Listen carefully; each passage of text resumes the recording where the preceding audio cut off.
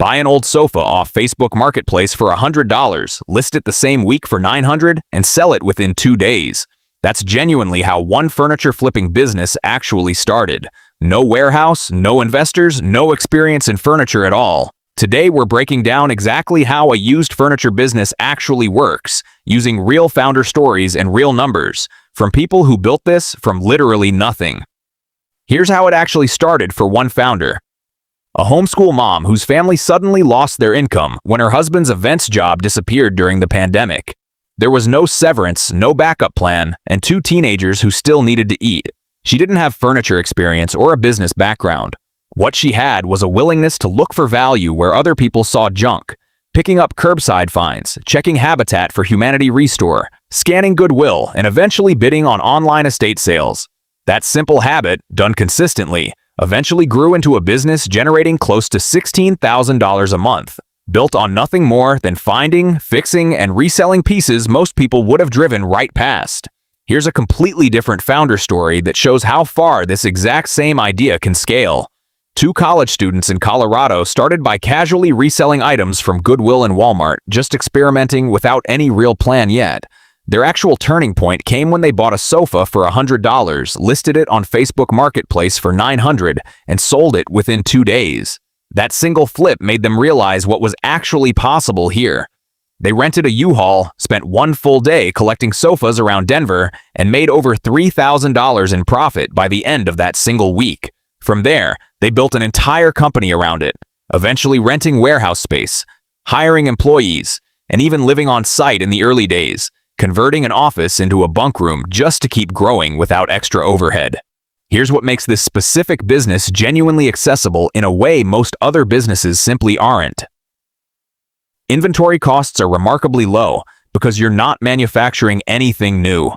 You're finding pieces that already exist, often for free or close to it, and adding value through cleaning, repairing, or restyling them. One founder built her entire flipping operation around purchasing roughly 5 pieces a month, spending about $80 per piece, keeping her total furniture cost under $500 monthly, while her furniture sales alone brought in around $4,000 from that same small inventory.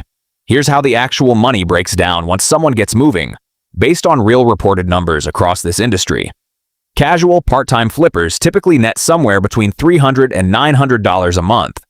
Consistent flippers, moving 4 to 8 pieces a month, typically net $1,200 to $3,500. And full-time operators running 20 or more flips a month can net anywhere from $4,000 up to $12,000 or more.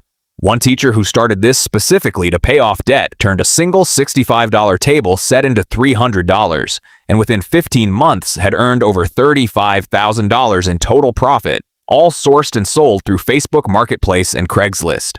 Here's a detail that genuinely determines whether a flip is actually worth doing, something most beginners skip entirely. The real formula is simple. Your selling price minus your buying price, minus supplies, minus repair costs, minus transport, minus the value of your own time, equals your actual net profit. Experienced flippers generally consider 40 to 60% gross margin the professional benchmark, while newer flippers often accept 25 to 35% while they're still learning. Below 20% margin, a single price drop or a slow sale can wipe out the profit on that piece entirely. Here's why timing and sourcing matter more than most people expect. The most profitable furniture to flip is furniture that's free or cheap to acquire, but genuinely well made underneath whatever condition it's currently in. Solid wood pieces hiding under old paint, structurally sound frames that just need new fabric or hardware. People frequently want to get rid of furniture simply to avoid the hassle of moving it themselves, which is exactly the gap one furniture business built an entire pickup and resell model around, offering free pickup and splitting the eventual profit with the original owner. Here's an honest reality check worth understanding before jumping into this. This is genuinely physical, hands-on work, and the logistics matter as much as the styling. If you don't have a vehicle large enough to move furniture, you need to factor the cost of renting a truck or trailer directly into your profit calculations, because that cost quietly eats into margins if it's not accounted for from the start. Space matters too. A spare dining set can sit in your home for weeks while you restore and sell it, which is a real cost most beginners don't think about until they're already living around unsold inventory. So here's the actual takeaway.